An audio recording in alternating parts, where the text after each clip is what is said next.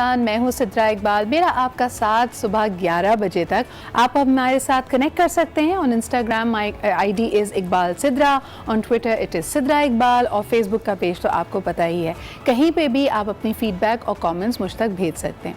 लेकिन आज ज़रा हमने बात की शुरुआत यानी प्रोग्राम की शुरुआत करनी है डिप्रेशन से।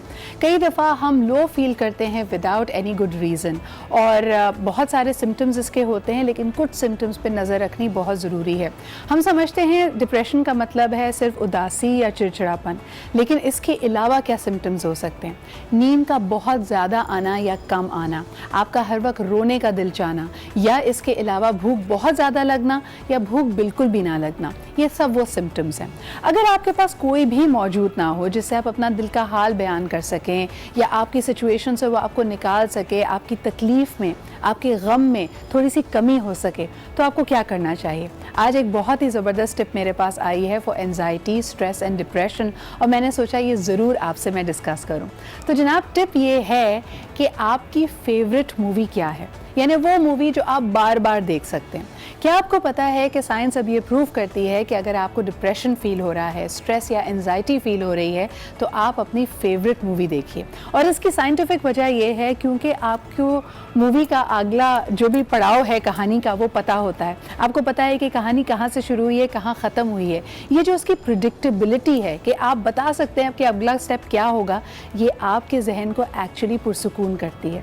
और कहीं ना कहीं आपका जहन वो इससे लिंक फॉर्म करता है कि जिस तरह आज मैं शायद इस मकाम पे हूँ कि मुझे नहीं पता कि मेरी ज़िंदगी में अगला स्टेप क्या होगा, ये तकलीफ़, ये मुश्किल कम होगी या नहीं होगी। Is there light at the end of the tunnel? आप उस मूवी के किरदारों के साथ रिलेट करते हुए कि देखो जी, इन पे भी तो मुश्किल पड़ी, एक ऐसा कन्फ्यूजन का मौका आया, लेकिन आखिर में सब चीज़ें सही हो गई। तो ये असर होता है आपकी अच्छी मूवी का। और अगर कल को कोई आपसे कहे कि तुम हर वक्त ही टीवी देखती रहती हो या हर वक्त ही मूवी देखती रहती हो, बोलो मैं अपने डिप्रेशन का इलाज कर रही हूँ, क्योंकि मेरी फेवरेट मूवी मेरा मूड अच्छा कर देगी।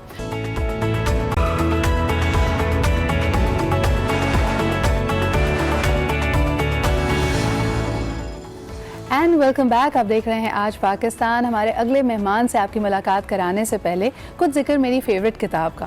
पोलो कोएल्हो की किताब द विच ऑफ पोर्टोबेलो में जो मेन कैरेक्टर होता है, उसकी ज़िंदगी में बड़े उतार चढ़ाव आते हैं जी, लेकिन एक पॉइंट पे she wants to learn calligraphy और इस्लामिक कैलीग्राफी, और एक बड़ा ही खूबसूरत उसका अंदाज़ है इसको एक्सप्लेन करने का कि इस काम में वो इतनी महव हो जाती है। कहती है कि जी रेपिटेटिव काम होता है, लेकिन एक पॉइंट आता है जब आपको बिल्कुल होश नहीं रहती कि आप क्या काम कर रहे हैं, बल्कि in fact you yourself you become the letter, the ink, the word and the movement of your hands. तो आज जो हमारे मेहमान हैं, आप समझ ही चुके होंगे कि इनका ताल्लुक भी इस्लामिक कैलीग्राफी से है। बहुत ही ज़बरदस्त इनका प्रोफाइल है, बिकॉज़ अगर मैं देखती हूँ काफ़ी लंबा तवील सफ़र था from a junior art director artist all the way to the art director of various advertising firm. क्योंकि आज तो जी हमारे पास कंप्यूटर है, कंप्यूटर में मुख्तलिफ फ़ॉन्ट्स होते हैं, पहले ये तमाम फ़ॉन्ट्स हाथ से ही क्रिएट किए जाते थे। So for a calligrapher of course the advertising agency was way he would अपने क्राफ्ट को ये ग्रूम करके और आगे लेके चलते थे। इसके अलावा आपको बताते चलें कि 16 साल की उम्र में ही इनको प्रेसिडेंशियल अवार्ड से नवाजा गया। उस वक्त के सदर जनाब सदर अयूब ने इनको ये एजाज़ दिया। इसके अलावा 1991 में कैडेट कॉलेज लाड़काना का जो लोगो डिज़ाइन करने का मुकाबला था वो भी इन्होंने जीता और इस लोगो को डिज़ाइन किया। इसके अलावा आपको बताते चलें कि 2005 में नेशनल म्यूज़ियम ऑफ पाकिस्तान में इनकी एग्जिबिशंस रहीं, जिसके अंदर सूरह रहमान के अलावा 200 मुख्तलिफ ग्रुप्स में इनके फ़न पारे हम देख सकते हैं। आज हमारे सेट की भी जीनत बनी हुई है इनकी जो क्रिएशंस हैं। आपकी मुलाकात कराते हैं जनाब फरीद दुरानी साहब से। अस्सलाम वालेकुम फरीद साहब, बहुत बहुत शुक्रिया यहाँ पे मौजूद होने का। और जिसे कहते हैं ना कि साल लगते हैं इस क्राफ्ट को परफेक्ट करने में। आपसे मेरा पहला सवाल यही होगा कि आजकल के नौजवान आर्टिस्ट आप देखते हैं कि वो इस्लामिक कैलीग्राफी की तरफ राग़िब हुए हुए हैं? नहीं हुए तो हैं जी। इस्लामिक पहले मैं आपको इनकी इस्लामिक कैलीग्राफी के बैकग्राउंड्स थोड़ी सी बता दूँ मामूल। इस्लामिक बैकग्राउंड जो इस्लामिक कैलीग्राफीज़ है, सबसे पहले अल्लाह ताला ने हज़रत इदरीस अलैहिस्सलाम को फ़रिश्तों के ज़रिए सिखाया। हज़रत इदरीस अलैहिस्सलाम की क्वालिटी थी कि अल्लाह ताला ने उनको मैथमेटिक्स, इल्म फ़ल्कियात और कैलीग्राफी सिखाने का फ़न सिखाया फ़रिश्तों ने। सबसे पहला खत्ताती का था। उसके बाद ये आज के नस्ल के जो पुराने उस्ताद हैं जिनसे हम सीखे हैं, वो तो बड़े मशाक लोग थे, और उनसे पहले खिलाफत उस्मानिया के दौर में खत्तात उनसे भी ज़्यादा मशाक थे। तो मैंने दर्स व तदरीस तो बाकायदा उस्तादों से सीखी खत्ताती के बारे में, लेकिन मेरे दूसरे उस्ताद जो किताबें थीं वो खिलाफत उस्मानिया के उस्ताद थे, जिनकी किताबों से मैंने फ़ायदा उठाया। ख़त एक तरह से रूहानी सिलसिला था उनसे। रूहानी सिलसिला ये है कि इसमें जो है खत्ताती के मामले में आजकल के लड़के या नौजवान लड़के, मैं बहुत चाहता हूँ कि सिखाऊँ, और मैं सिखा रहा हूँ जी। मेरे कुछ स्टूडेंट बच्चियाँ हैं, बच्चे हैं, और कुछ उम्र रसीदा लोग भी हैं मेरे स्टूडेंट्स में, वो सीखते हैं, लेकिन वो कोशिश करते हैं कि हम शॉर्टकट में किसी तरह से सीख लें। मैंने कहा कि देखो एब्स्ट्रैक्ट आर्ट में ना करो। कैलीग्राफी के बारे में अल्लाह ताला ने कुरान में कहा है, हादा कुरान मुबीन, ये वाज़े और साफ पढ़ने वाला कुरान है, ये तजरीद नहीं है, एब्स्ट्रैक्ट नहीं है। सही। ये कलाम तो एब्स्ट्रैक्ट ना करो खुदा के वास्ते। मैंने कहा तुम लोग इसको रियलिस्टिक में लाओ। एक बिस्मिल्लाह एक ही खत में 50 स्टाइल में लिखा जा सकता है, लेकिन उसको एब्स्ट्रैक्ट ना करो, ये एब्स्ट्रैक्ट कलाम नहीं है। अच्छा, इसके अंदर कितनी, जैसे अभी आपने ख़ुद भी इशारा दिया कि मैथमेटिक्स एक ज़ाहिर सी बात है, जितना बड़ा आपका कैनवस होता चला जाता है, जितनी बड़ी खत्ताती अगर करनी है तो उसमें तो बाकायदा जो उसके बैलेंसेस हैं, उसका प्रोपोर्शन है, उसका एंगल, उसका मैथमेटिकल फार्मूला एक तरह से आपके जहन में होना चाहिए। इस पे आपके ख्याल में आजकल के जो लोग, जो यंगस्टर्स आपके साथ हैं, कितनी दस्तरस उनको हासिल है? आज के यंगस्टर में बहुत कम, यानी 5% ऐसे हैं आर्टिस्ट, यंग लड़के जो कि बहुत ही मशाक हैं, और वो ख़त के रमूज़ को जानते हैं, उसकी बारीकियों को जानते हैं, और उस पर अमल भी करते हैं। और मोस्टली जो स्टूडेंट्स हैं, उसमें मेरे भी कुछ स्टूडेंट्स हैं, वो चाहते हैं कि बस जल्दी से पेंटिंग बन जाए। सही। और जल्दी से पेंटिंग नहीं बनती। अच्छा भाई साहब, ये तो आप पेंटिंग की जिक्र कर रहे हैं ना, मुझे अच्छी तरह याद है कि आज से कोई 10 साल पहले हमारी जो मुख्तलिफ डिबेट्स होती थी उसमें एक टॉपिक आया कि जी अगर कंप्यूटर्स का रुझान इसी तरह तेज़ी से बढ़ता रहा तो क्या उसके फ़ायदे या नुकसानात होंगे। तो एक डिबेटर उसमें से कहा जी पहली चीज़ तो ये होगी कि हैंड राइटिंग बहुत ख़राब हो जाएगी, और वही हुआ है। आज हम टेक्स्ट करते हैं या फिर ईमेल भेजते हैं तो वो जो कलम से बाकायदा कागज़ पर लिखने का तरीका था वो तो भूल ही गए। मुझे अच्छी तरह याद है हमारे नाना बहुत डांटा करते थे इस बात पे कि हैंड राइटिंग अच्छी होनी चाहिए, लेकिन अब तो खत्ताती छोड़िए, लोगों की हैंड राइटिंग ही बहुत ख़राब हो गई है। मैं अभी भी मेरे स्टूडेंट से कुछ भी उसके पढ़े हुए हैं, इंग्लिश मीडियम से हैं, जब मैं उन सीखते हैं तो मैं कहता हूँ देखो बेटा मैं तुम्हें सिखा तो दूंगा, लेकिन जब मुझे डिक्टेट ना करना, मेरी डिक्टेशन पे चलना। तो कहते हैं सर क्या करें, तो मैंने कहा भी कलम लो। हाँ जी। ये सरकंडे का कलम लो, बम्बू का, और ये पेपर लो, हम तो तख्ती लिखते थे खैर, ये ले, और इस पे अलिफ बे से स्टार्ट करें। बोर तो है स्टार्ट, लेकिन इसके बाद में पता है, लेकिन वाकई उनको शुरू में बोर लगता है, लेकिन उसके बाद उनकी जो बेस बन जाती है ना अलिफ बे लिखने के बाद, तो वो बड़ी पुख्ता होती है। अभी वही जैसे हम अभी कोट का जिक्र कर रहे थे, जो कैरेक्टर कहता है कि एक वक्त आता है कि आप ये नहीं देख रहे होते कि मेरे हाथ में कलम है, आप उसके खूबसूरती में, जो लफ्ज़ की खूबसूरती है और उसको बेहतरीन बनाने के अमल में इतना डूब जाते हैं कि then you yourself are becoming that. आपको कभी ऐसा लगता है कि यू नो व्हेन आप जब कैलीग्राफी कर रहे होते हैं तो जो आपने जहन में सोचा होता है ड्यूरिंग द क्रिएशन वो अपनी शक्ल काफ़ी मुख्तलिफ कर लेती है, बिल्कुल मुख्तलिफ तरीके से उभरती है। जैसे हमने कोई सोचा कि बिस्मिल्लाह हमने इस तरह लिखनी, इस साइज़ पे लिखनी है, जब हम कैनवस पे आते हैं स्टार्ट तो हम ले लेते हैं, छोटा सा विजुअल बना लेते हैं। छोटा विजुअल बनाने के बाद जब हम कैनवस पे आते हैं तो कैनवस का साइज़ होता है फिटों में, तो उस पर जब आते हैं तो हम कुछ से कुछ कर जाते हैं। सही। जो हमने जो बनाया होता है उससे कई गुना बेहतर हो जाता है और कई गुना चेंज भी हो जाता है। बिल्कुल। लेकिन एक हम विजुअल ज़रूर बनाते हैं। सही। लेकिन जब कैनवस पे आते हैं तो कैनवस एक लार्ज कैनवस होता है, तो उसमें हम उस हिसाब से चलते हैं तो फिर वो हमारा कुछ से कुछ बन जाता है, बेहतर हो जाता है। बल्कि अच्छा, ये जो एक ज़माना था कि आप बड़े से बड़े साइन बोर्ड्स देखें, कोई भी अगर इश्तहार, जैसे आपका ख़ुद भी ताल्लुक एडवर्टाइजिंग एजेंसी से रहा, लोगों ने कहा कि जी उस वक्त कोई फॉन्ट्स नहीं भी थे, तब भी हम देखते थे कि लोग हर बड़े बोर्ड के ऊपर लिख लेते थे, ख़ुद खत्ताती होती थी। आज डिस्पाइट द फैक्ट कि हमारे पास इतने ज़्यादा प्रिंटिंग प्रेस चीज़ें मौजूद हैं, आपको कैसा फ़ील होता है, बिकॉज आपका एक बैकग्राउंड एडवर्टाइजिंग में भी रहा, कि उर्दू की टैग लाइन है लेकिन लिखा उसको अंग्रेज़ी में जा रहा है? वो गलत है, वो गलत है। मैं आपको एक चीज़ बता दूं कि जब ये कंप्यूटर आया तो मुझे भी लोगों ने कहा कि अब कमर्शियल आर्ट्स ख़त्म हो गया। मैंने कहा नहीं, कमर्शियल आर्ट्स ख़त्म नहीं हुआ, कमर्शियल आर्ट्स को मैं ज़िंदा करूँगा, कंप्यूटर को मैं अपने ताबे करूंगा, कंप्यूटर के ताबे मैं नहीं रहूंगा, क्योंकि कंप्यूटर इज नॉट क्रिएटर। सही। ब्रेन नहीं है, उसके अंदर जो फाउंड फीड है वो आपसे उसी पे चलेंगे, उसी पे डिपेंड करते हैं, उसी पे मोहताज है आप क्रिएशन नहीं कर सकते, वो एक टूल है। तो टूल कौन चला रहा है, सबसे बड़ी बात ये है।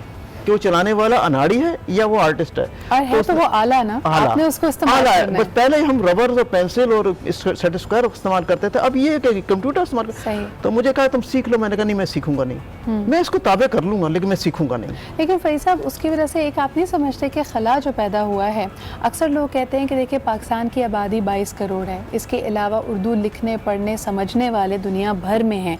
आपने ये देखा होगा कि इंडिया ने एक प्लेटफॉर्म कायम किया रेख्ता के नाम से। अब रेख्ता पे अगर आप कोई भी उर्दू का लफ्ज़ है वो किस तरह लिखा जाता है, उसके मायने क्या निकलते हैं, वो कहाँ कहाँ शायरी में या फिर प्रोज़ में इस्तेमाल हुआ है, उसका एक तरह से डिक्शनरी है।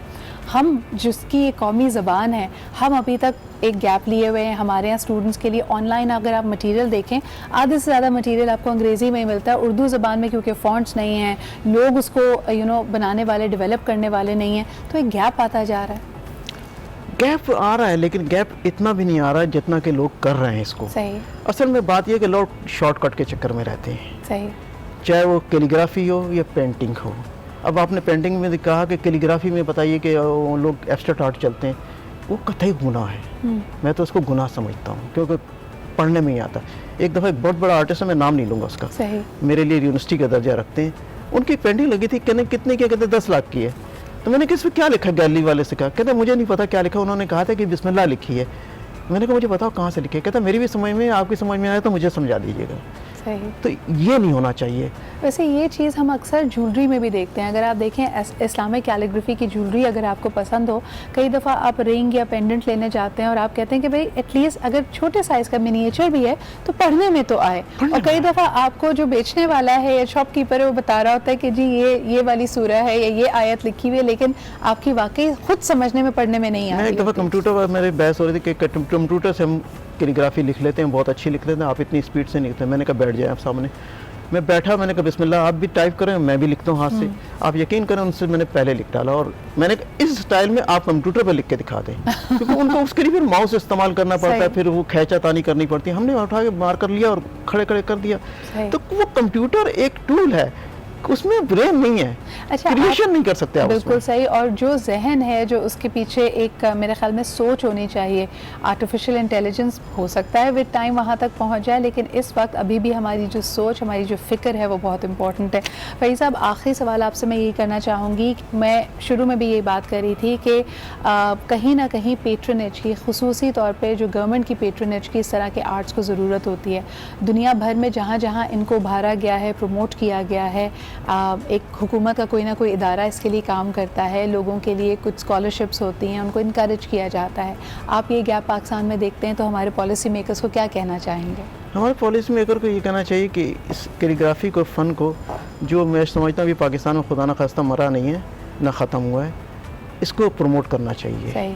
इनको प्रमोट करना चाहिए, स्टूडेंट्स को एक मजमून रखना चाहिए और इसमें जो आर्ट्स स्कूल हैं या आर्ट अकेडमीज हैं, इनको भी इस चीज़ों में आगे बढ़ना चाहिए। वो इस चीज़ में आगे नहीं बढ़ते। सही। वो पोर्ट्रेट में, ये लैंडस्केपिंग में इस पे आगे आते, कैलीग्राफी पे कोई ख़ास ध्यान नहीं देना, संजीदा है। सही। और इसमें संजीदा होने के लिए ज़रा सा आपको मेहनत करनी पड़ती है हर एक, और ये स्लो प्रोसेस है। ये नहीं है कि ओवरनाइट में आप बन जाए, स्लो प्रोसेस है लेकिन बड़ा देर पा प्रोसेस है। और अगर आप इसको देखें, इसका एक बहुत गहरा मार्क है। अगर आप इस्लामिक आर्किटेक्चर को भी देखते हैं, इस्लामिक फ़नून को देखते हैं, चाहे वो आपके हैंडीक्राफ्ट्स हो, आपकी ज्वेलरी हो, और दुनिया भर में इसकी बड़ी मांग है। तो आजकल तो कोई स्टूडेंट मेरे पास आए, आप वो कीजिए जिससे आप सबसे मुनफरिद और सबसे यूनिक हो। और जब तक हमारे बीच में फ़रीद दुरानी साहब जैसे असातिज़ा मौजूद हैं, इनके वक्त से, इनके फ़न से फ़ायदा उठाइए। बहुत बहुत शुक्रिया आज प्रोग्राम में आने का भी, और यकीनन ये फ़न पारे भी आप देख रहे हैं इनसे, और ख़ास तौर पर वो लोग जो इसमें इंटरेस्ट रखते हैं, मैं ज़रूर कहूँगी कि please get in touch with him, फ़ायदा उठाइए, सीखिए, अपने क्राफ्ट को और मज़ीद बेहतर कीजिए, क्योंकि स्कोप डिग्री का नहीं, स्कोप आपका होता है। अगर आपके पास कोई फ़न मौजूद होगा, नई राहें खुद ब खुद खुलेंगी। इसी के साथ हम लेते हैं एक छोटा सा ब्रेक के बाद हाजिर होंगे। देखते रहिए आज पाकिस्तान।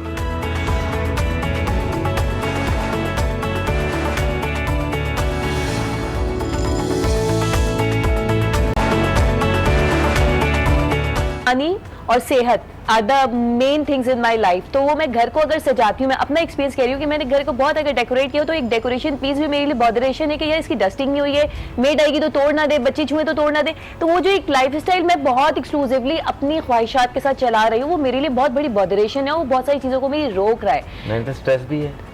एग्जैक्टली। अच्छा, तो वो इसमें सब चीजें समेट के नहीं, उसमें एक और बड़ा इम्पॉर्टेंट एंगल ये है कि कभी कभार हम टेलीविजन ड्रामों में या मूवीज़ में बड़ा खूबसूरती से डेकोरेट हुआ हुआ सजा सजाया घर देखते हैं, तो हम ये समझते हैं कि जी अगर बहुत पैसे हों तो आपका घर ऐसे सज सकता है क्योंकि उसको मेंटेन करना, लेकिन दैट्स एब्सोल्युटली रॉन्ग।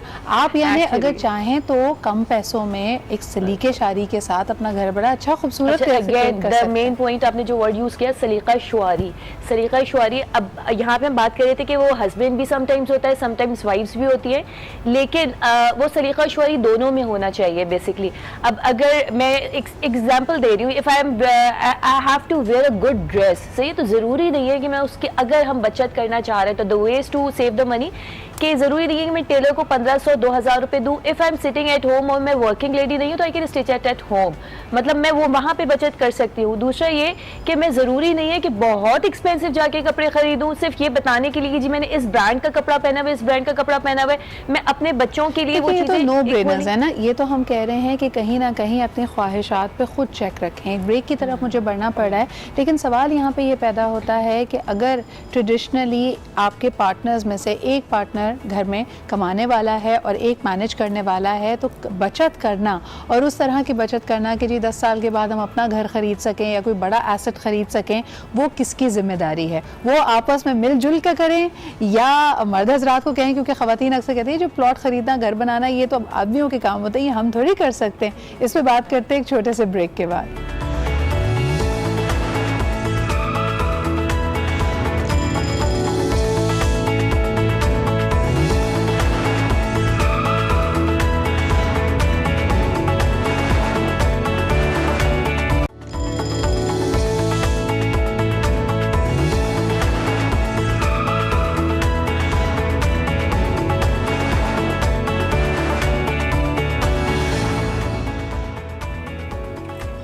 हर इंसान की ख्वाहिश होती है कि उसका अपना घर हो, उसकी बुढ़ापे की ज़िंदगी या रिटायरमेंट से पहले की लाइफ पुरसुकून हो, पैसे की फ़िक्र ना हो, क्योंकि वक्त के साथ साथ आपकी सेहत में, आपकी एक्टिवनेस में, आपका जो काम करने की डेडिकेशन होती है शायद उसमें कमी आती है। वक्त के साथ आप स्लो हो जाते हैं, थोड़ा सा रिलैक्स करना चाहते हैं, उस तरह की भाग दौड़ का दिल नहीं चाहता।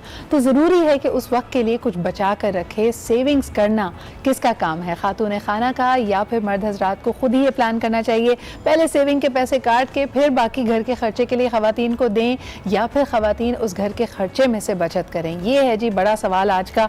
और तरनजीत, सबसे पहले आप क्या कहेंगे, कौन करे बचत, खातून या मर्द? मैं तो एक ट्रिप के ऊपर बचत बचा सकता हूँ। मैं ट्रिप के ऊपर ये सोचता हूँ कि खवातीन को कहें कि हाई हील्स घर में रहने दें, हाई हील का नखरा नहीं, अच्छा जॉगर्स उनको पहनाएं। और ये जो आप वेस्ट में जाके या मिडिल ईस्ट में जाके महंगी टैक्सी यूज़ करते हैं, आप मेट्रो यूज़ करें, ट्रैवल करें और विद इन द स्टेशन जो 2-2.5 किलोमीटर आप वॉक करें। आई थिंक मैं लास्ट एक ट्रिप पे था मोरक्को में और मेरे साथ बहुत से गोरे थे and it was like in 2014 जब मैं इतना ज़्यादा बाहर चलता भी नहीं था, घूमता भी नहीं था। अच्छा, मैं टैक्सी लेता था तो मुझे एक लड़की थी, शी वाज फ्रॉम कनाडा, उसने मुझे कहा था आर यू बिजनेसमैन और रिच और व्हाट? मैंने कहा व्हाई? कहते आप हर जगह टैक्सी ले लेते, हम सारे जो है वो वॉक भी कर लेते हैं या हम सारे जो है वो ट्रेन के थ्रू चले जाते हैं, आप टैक्सी ले लेते हो।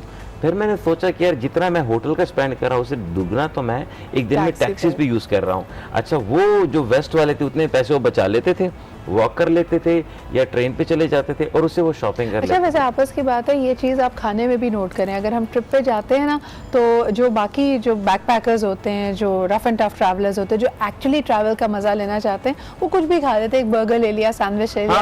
हम कहते हैं रोटी छोटी परफेक्ट होनी चाहिए जी, साथ में ड्रिंक भी होगी और मीठा भी होगा। टिप जो मैं पर्सनली कर रही होती हूँ, वंस मैं गई थी तो मेरे बेटे की तबीयत ट्रैवलिंग के दौरान खराब हो गई थी, तो वो फिर एक बहुत वियर्ड एक्सपीरियंस था।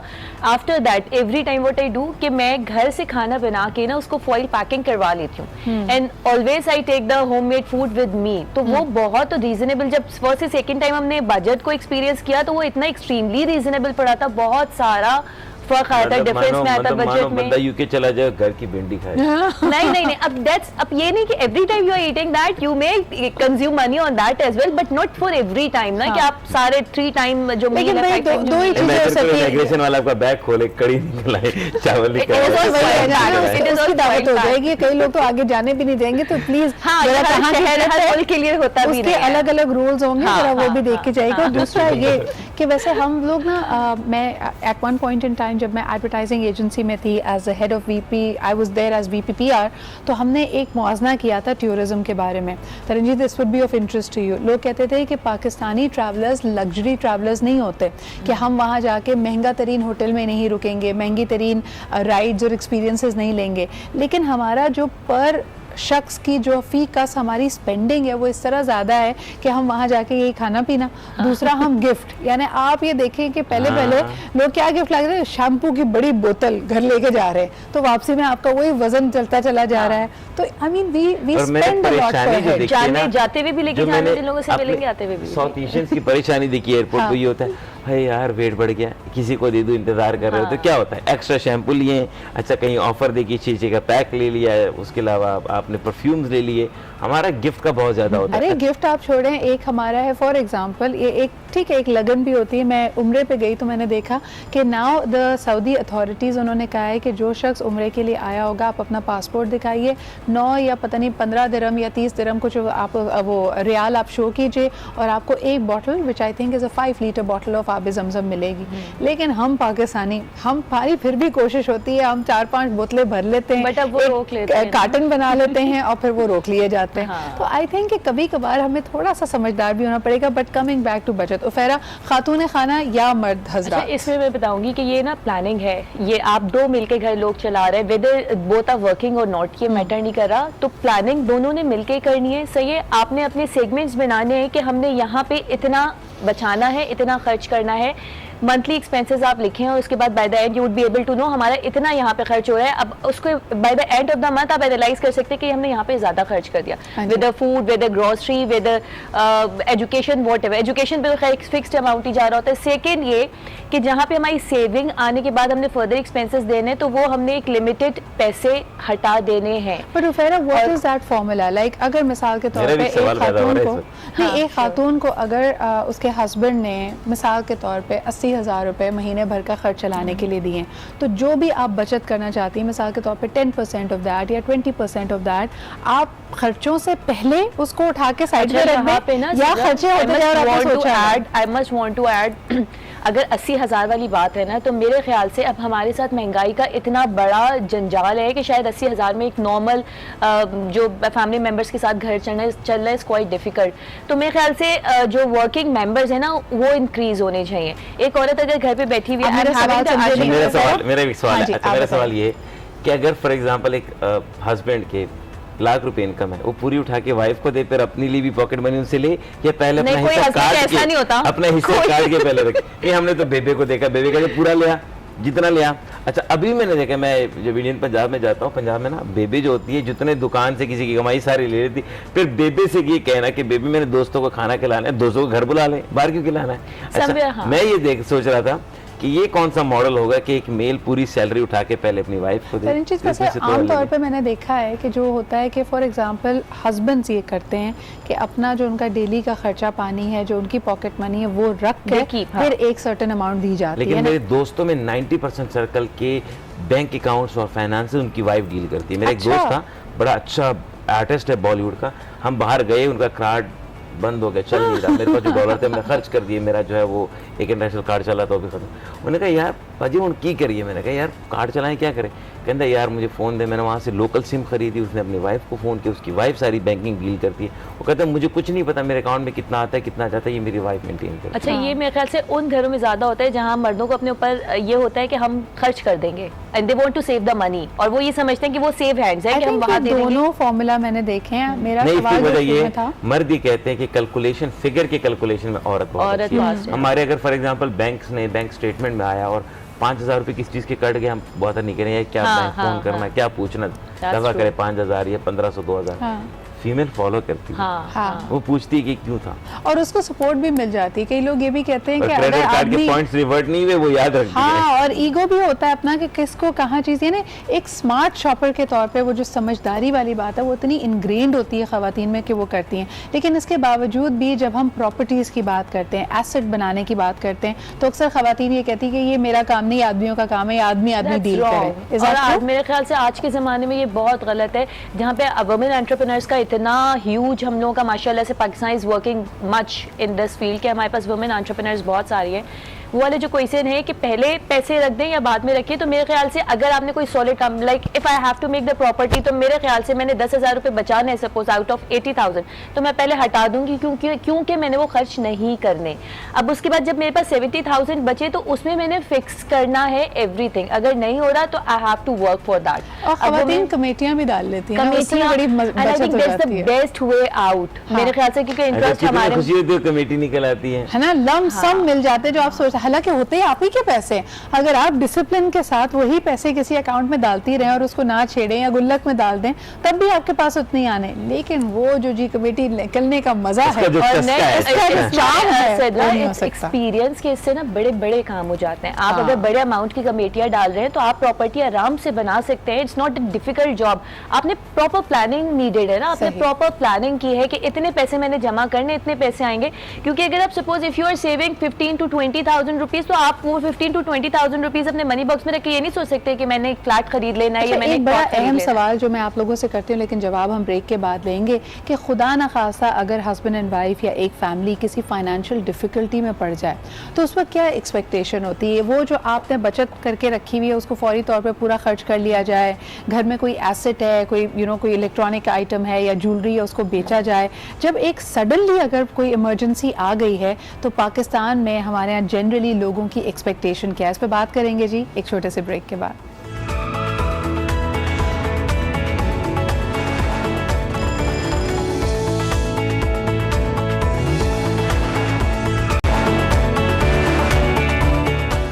उसमें सेविंग कर रहे होंगे फॉर द बेड टाइम। नहीं किया ना, अगर ना हुआ तो फिर क्या करें? फिर एट द लास्ट अगर आपने नहीं किया, बेवकूफ़ी हो गई, तो मेरा नहीं ख्याल कि आप किसी से you would have to demand. ये तो अल्लाह ताला की ब्लेसिंग्स होती हैं कि आपके करीब करीब कुछ लोग ऐसे मौजूद होते हैं जो आप पे नजर रखे हुए होते हैं, जिनको ख्याल होता है कि हाँ ये बहन या ये भाई प्रॉब्लम है, शुरू हो जाती है। मेरा ख्याल है कि जो हस्बैंड वाइफ है ना, इसका रियल टेस्ट यही शुरू होता है। हाँ, यही शुरू होता है। और मेरा ख्याल है ऑन अ सीरियस नोट, यहाँ पे आके हस्बैंड को अपनी ईगो और वाइफ को रख के साइड पे ये देखना चाहिए कि उस वक्त तक लेके जाना है, एतबार तो रब पे है, लेकिन उस वक्त तक लेके जाना है जहाँ तक हम कर सके। जब ना बने, बहुत कुछ ना हो, फिर कट डाउन भी करेंगे, घर भी छोटा करना, गाड़ी भी छोटा करना, सब फॉर्मूले अप्लाई करके भी कुछ ना हो, फिर हो सकता है फैमिली से ले। तो आई थिंक उसमें ना फिर दोनों का रियल टेस्ट शुरू होता है। दोनों का रियल टेस्ट की बात की, उसमें तनजीद टेस्ट से पहले वो जो तू मैं होती है, जो ग्रीवेंसेस होती हैं, अब हो सकता है बचत ना हुई हो तो खातून कह रही देखो मैं तुम्हें उस वक्त कहती थी, या फिर हस्बैंड उस वक्त कहता है तुम्हें ही तो लाके सारे देता तो तुम बचा लेती। ये जो आपस की लड़ाई होती है उसका फिर हल कौन निकाले? इसमें मैच्योर अप्रोच करना चाहिए। मैच्योर अप्रोच ये क्योंकि यार जो गुजर गया ना तुम्हारे कहने से वापस आएगा ना मेरे, हम जी रहे हैं प्रेजेंट में, प्रेजेंट के बाद फ्यूचर की प्लानिंग है, पास्ट वापस नहीं ला सकते। पास्ट को लेके दुखी नहीं होना, फ्यूचर को लेके लड़ना नहीं है। हाँ। इस वक्त प्रेजेंट में अगर तुम मेरी कुछ कर सकती हो, वाइफ कह रही है, हस्बैंड एक लीड ले ले, वो दूसरा उसको सपोर्ट करे कि यार अब क्या हो सकता है। अच्छा, इसी को एक्सट्रीम पे ले जाते हैं, जो अभी फैरा थोड़ी देर पहले बात कही थी कि बचत करने में और कंजूसी करने में बहुत फर्क होता है। बहुत सारी खवातीन इस वक्त जो शो देख रही होंगी ना, वो इस बात से बड़ी दुखी हैं कि जी हस्बैंड बचत के नाम पे इतनी कटौती कि ना कोई रेस्टोरेंट जा सकते हैं, ना कोई ट्रिप होता है, शॉपिंग के ऊपर भी 100 दफ़ा सुननी पड़ती है, बल्कि जो घर में पैसे देते हैं उसका हिसाब देना पड़ता है। खवातीन को भी जरा मशवरा दें। ये नहीं करना चाहिए। मैं समझता हूँ कि अगर आपके पास है you just give a space देना चाहिए। अच्छा, ये जो है ना सुनाना डांटना ना दो, पहले एक पेपर पे आके डिसाइड करते कि नहीं यार इतना है ऐसे नहीं। हाँ। लेकिन रोकना टोकना I think it's one of the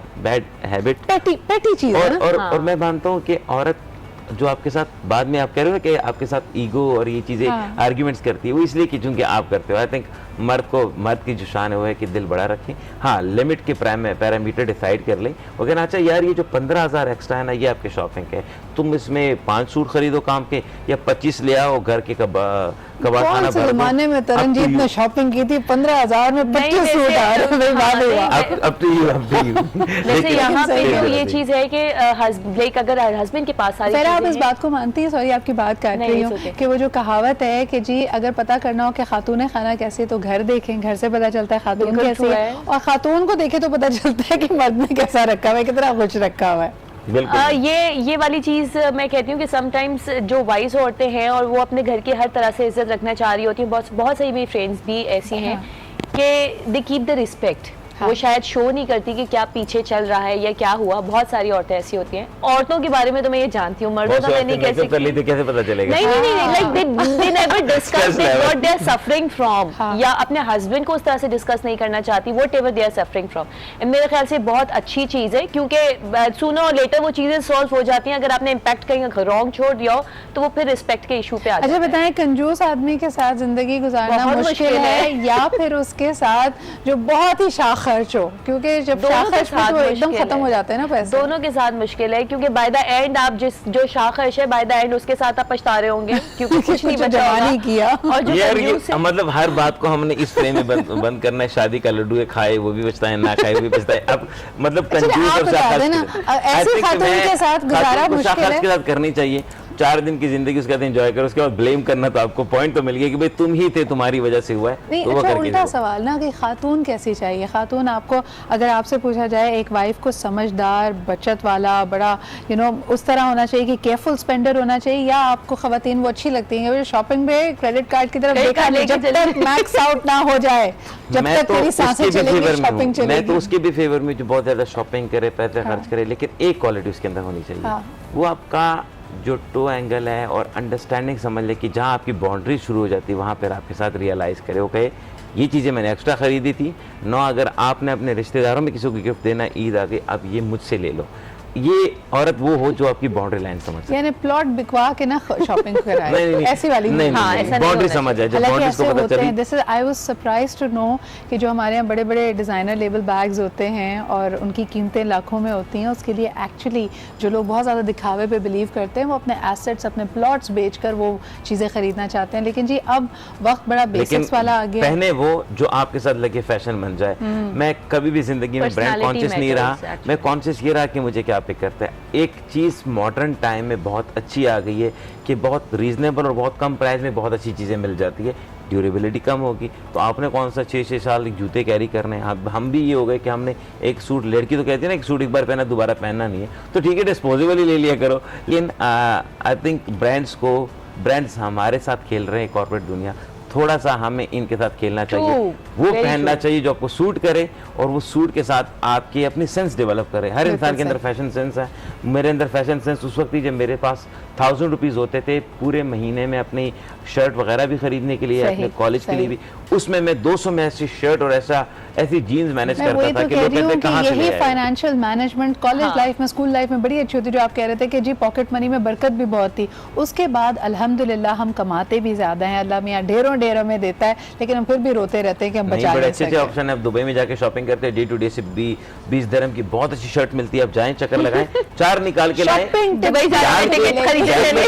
और जाके बड़े मॉल से निकल के उसके बैग में लाएं, लोग कहेंगे वहां से। बस ये और बात है कि इस वक्त दुबई का टिकट 85,000 का राउंड टिकट हुआ है, ये और बात है। लेकिन बहुत बहुत शुक्रिया तरनजीत, खर्चा बता दिया, एक और खर्चा बता दिया। बड़े लोग जा रहे हैं जी, रमजान से पहले तो हमने कल ही पता कराई थी टिकट की प्राइसेस। लेकिन आप लोगों के यहाँ होने का बहुत बहुत शुक्रिया। देखिए जी, जिंदगी जीने के लिए है, हम बिल्कुल ये नहीं कहते कि कल पे इतना बिलीव करो, कल के लिए बचत करने में अपना आज बिगाड़ दो। आज भी खुश रहिए, अच्छे खाने खाइए, थोड़ी बहुत ट्रिप कीजिए, लेकिन हाँ अपनी चादर को देखकर पैल फैलाइए। या फिर अगर आपको लगता है कि नहीं जी हमारी ज़रूरियात ज़्यादा हैं, तो फिर थोड़ी और मेहनत करें और अपनी चादर को बड़ा कर लें। इसी के साथ मुझे यानी सिद्रा को इजाज़त दीजिए। कल आपसे फिर मुलाकात होगी। अपना ख्याल रखें। खुदा हाफिज़।